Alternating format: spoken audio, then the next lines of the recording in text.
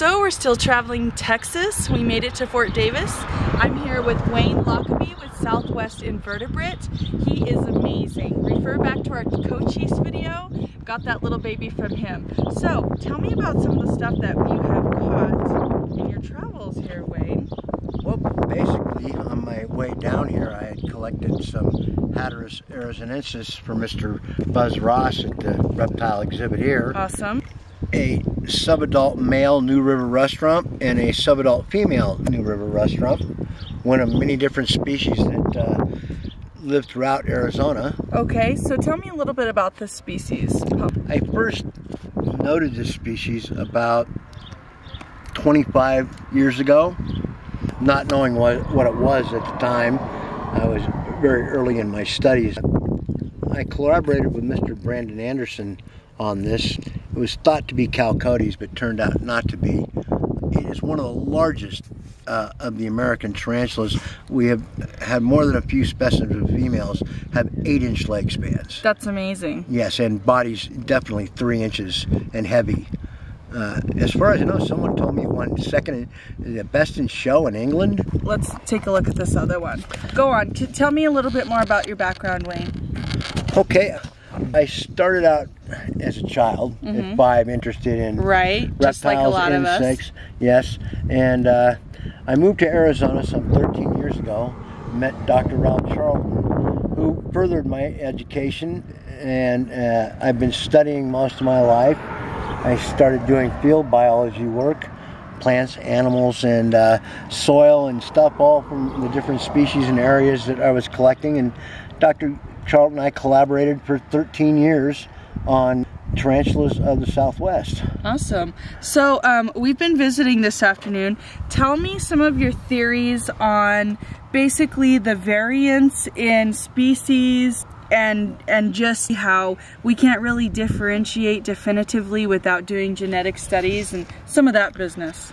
Well, I don't want to appear really smart. I don't want to appear like an idiot. You're dealing with an awful long-term biology, and the interplay there is we haven't figured it all out yet. DNA work is of paramount necessitude. We need to do that. Right. Well, I mean, that's the only way to tell for sure, wouldn't you say? Well, yes and no. If the anatomical differences are of such great note that it can warrant species differentiation, good. Right. Some of these spiders are so similar to each other, and it could just be mineralization of the soil, it could be long-term genetics, morphology, a lot of different things. But some of them are so closely related to each other that the DNA is definitively necessary to make any clarity. And we need to, instead of fighting amongst each other as scientists, is to get together collaboratively to share this information and work together. That's an excellent point. Yeah, I believe that we need to really get out of our own ways, so to speak, and collaborate on what's going on here. It's a neat mystery, and it is a mystery.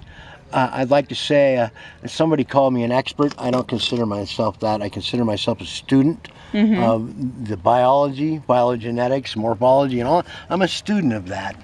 It's an awfully long time for me to say I'm an expert. It keeps me open-minded. The smartest thing I've said is I don't know.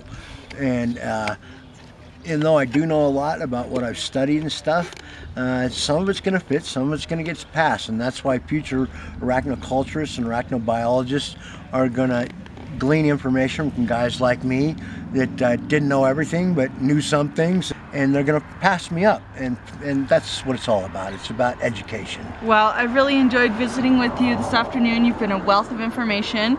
He's actually on his way to Belize to do some amazing field studies. So I've had an awesome afternoon visiting with Wayne. So he collects and sells at Southwest Invertebrate at yahoo.com.